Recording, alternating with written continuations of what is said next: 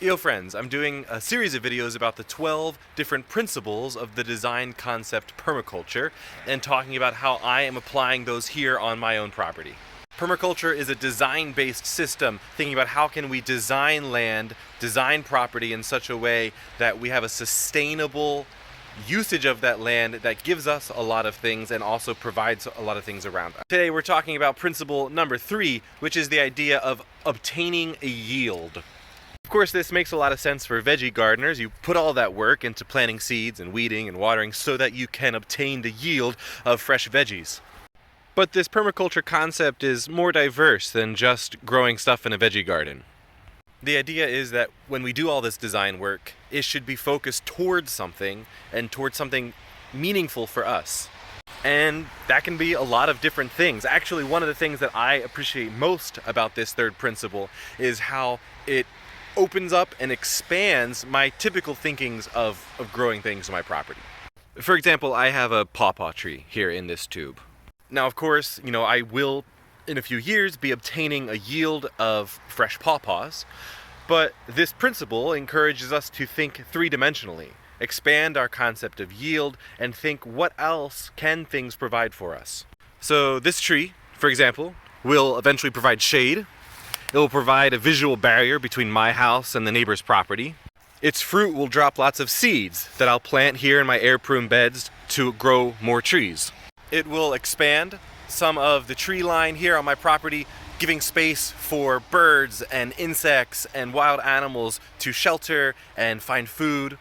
It will drop tons of leaves every year, which can be used as a mulch or as a fertilizer even, can be composted. You could even think perhaps about it dropping some dead wood or me pruning and trimming branches that would provide further yield for firewood, fire starter, or more mulch or more compost.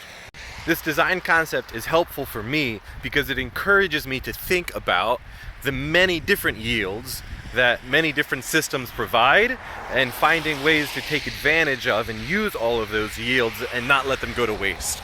Another great example, so many people have roofs like this, which obviously bring a yield of safety and security and warmth. They provide protection from snow and rain, but they also provide other yields that we don't always take advantage of, and it's important to think about how you can. They capture and store and have access to a lot of sunlight, so you could put solar panels on your roof. They capture a ton of rainwater, which for a lot of people just goes down their spouts and out into the yard or into the street.